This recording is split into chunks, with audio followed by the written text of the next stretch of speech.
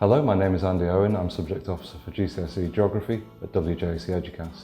I'm going to talk to you about our new GCSE qualification, GCSE Geography B. Eduqas is the new brand from WJEC.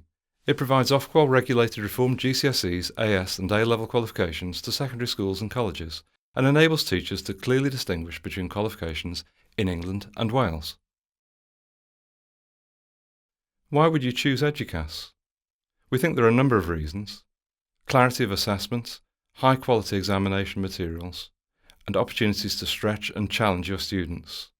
On top of that, we offer excellent professional and development courses, personal and friendly support from subject experts, and specifications that are designed by teachers and subject experts.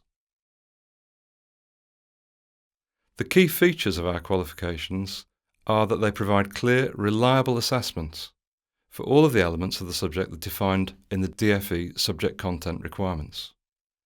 Their questions are designed to enable learners to demonstrate what they know, understand and can do, and we're aware that qualifications and assessments must cater for the whole ability range. Our qualification support provides experienced senior examiners and chairs of examiners, direct access to subject experts via email and telephone, face-to-face CPD, and extensive online resources for teachers and learners. So what are the key features of Eduqas Geography B? Eduqas Geography B is derived from Avery Hill Geography, so I suppose its main focus would be on looking at contemporary geographical issues and problem solving. Like the old Avery Hill qualification, Eduqas Geography B has a discrete problem solving paper.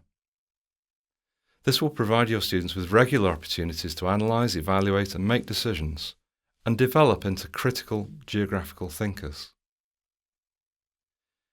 On top of this, we've taken great care to design a fieldwork component which allows flexible planning by teachers and will allow you as the teacher to continue to use your favourite fieldwork contexts and locations. WJEC Eduqas will continue to provide regular support and guidance from subject experts on the development of quality fieldwork inquiries for you and your students. Eduqas Geography B has three components. Component 1, investigating geographical issues, is a long paper of 1 hour and 45 minutes and worth 40% of the qualification. Basically, it assesses, with compulsory questions, elements of each theme from this specification. Component 2 is the problem-solving paper, a 1 hour 30-minute paper worth 30% of the qualification. To complete the assessment package, we have Component 3, which is the fieldwork inquiry paper, a paper of 1 hour 30 minutes and 30% of the qualification.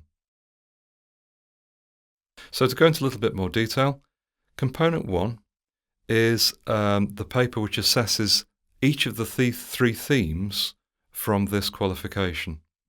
The three broad themes are Theme 1, changing places and changing economies, which is basically the rural-urban geography and development geography.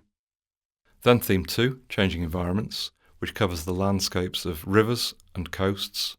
It also looks at climate change and weather and climate.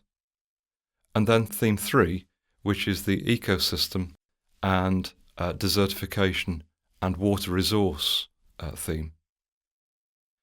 Component 1 will assess content from each of these three themes, and there will be a structured question worth 32 marks on each theme. That structured question will contain some short tariff questions and some longer extended response questions. Component 2 takes a problem-solving approach to contemporary geographical issues, just like Avery Hill has done for many years before. Indeed, if you look at our secure website and download past papers from WJEC GCSE Geography B, Paper 2, you'll actually find some similar types of question papers which you could use for practice. The new Component 2, like the old paper, will have a three-part structure. Part A will introduce a geographical issue and set the geographical context. So, for example, in sample assessment materials, Part A looks at the issue of desertification in northern Nigeria. Part B goes on to outline a number of possible solutions to that issue. So in the case of the sample assessment materials, 3 different possible solutions to the problem of desertification are outlined. Then in Part C, the student has the opportunity to make and justify their decision. What would they do and why would they do it? And obviously they'll do that in a piece of extended writing. Component 3 is our fieldwork paper. It's worth in total 72 marks, of which half the marks, the first 36 marks, are actually assessing fieldwork. Part A, which is worth 18 marks, will assess approaches to fieldwork methodology, representation and analysis. Questions will be set around a known methodological approach. WJEC will publicise which approach will be taken at least 2 years in advance before the examination. Part B, which is also worth 18 marks, will assess how fieldwork inquiry may be used to investigate one of geography's broad conceptual frameworks. Again, these broad concepts will be publicised at least 2 years in advance, so you will know which concept to tackle during your fieldwork inquiry. Some of the questions in Part B will be about the candidate's own experience of fieldwork, and in other questions they will have to apply their understanding to new contexts. Part C of this paper is worth 36 marks. It will take the same concept that was assessed during fieldwork in Part B, and it will apply it to a wider UK context to see how well the candidate can apply their understanding of that concept to a wider scale. Effectively, the candidate will be asked to do a mini decision-making exercise and make a judgment at the end of Part C in an extended piece of writing. So what are the assessment objectives for GCSE Geography B? They are significantly different to previous assessment objectives. Whereas in the past we had 3 assessment objectives, we now have 4. This has been achieved by separating out knowledge from understanding. So AO1 is the recall of knowledge and would typically use command words like describe, whereas AO2 is to demonstrate geographical understanding. And this assessment objective, we would typically use command words like give 1 reason, give 2 reasons, or explain why. So far then, the assessment objectives are similar to what we had in the past, but just separated out. AO3 is where we see the real difference. AO3 is the application of knowledge and understanding to interpret, analyse and evaluate geographical information and issues, and to make judgments. These are the higher order cognitive skills of interpretation, analysis, evaluation. These are the things which will provide stretch and challenge. And significantly, the weighting for this assessment objective is higher than any of the other assessment objectives. If AO3 was the one that shows the significant differences, then AO4 we can be comfortable with because it looks very familiar. It's to select, adapt and use a variety of skills and techniques to investigate questions and issues. So this is our skills assessment objective and is very similar to previous versions of this assessment objective. So looking at the weighting of these assessment objectives, you can see here the significance particularly of AO3, especially if you look across the overall weightings. 15% only for AO1. So our recommendation is that you don't spend a lot of time delivering content and getting candidates to learn case studies, because only 15% of the assessment will be of recall. AO2 is worth 25%, so significantly more. So it is important that candidates understand concepts and get involved in the learning process and questioning why it is that they're learning things rather than the content, the stuff that they're learning. AO3, as we've mentioned before, is the most significant, 35% overall. You can see in particular that in Component 3 it's worth 15%, much higher than any of the other assessment objectives. And in Component 1 and Component 2, it's equally weighted with AO2. So AO3 is definitely the one to focus on, getting kids to think through their geography and become critical thinkers. The weighting of AO4 is significant at 25%. You'll see quite a heavy weighting there for Component 1, but also in Component 3. You notice that some of the figures are in italics. These indicate the weighting that is reserved for the assessment of fieldwork.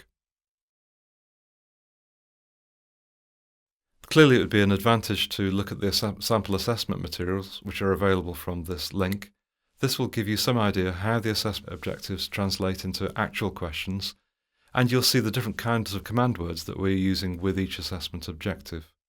It would also be sensible to look at our guidance for teachers, available on our open website, because this document describes in some detail again the assessment objectives, the command words, and the typical tariffs that are used with each assessment objective. So what resources are available for teachers? Most of our resources are available on our open website. Please visit our website to see not only the specification and sample assessment materials, but also our resources that we're developing to support this qualification. It would be sensible to subscribe to our email alerts so that you are alerted when we add new materials to our website. We are also developing resources for our online resource website. We have recently commissioned pieces of work on global cities and savanna ecosystems. HODA have published a textbook which accompanies this qualification, which is endorsed by WJEC Eduqas. You might also find useful information on our secure website, where past papers and mark schemes are stored. Other resources available for you would include our online exam review website, where clips are taken from student responses and examiners add annotation to show how the student arrived at their marks. We obviously create a number of CPD training materials which are either available online or in face-to-face meetings. Thank you for watching this video. Please keep in touch. If you need to contact me, my details are available on our website, as are the contact details for my subject support officers. Thank you.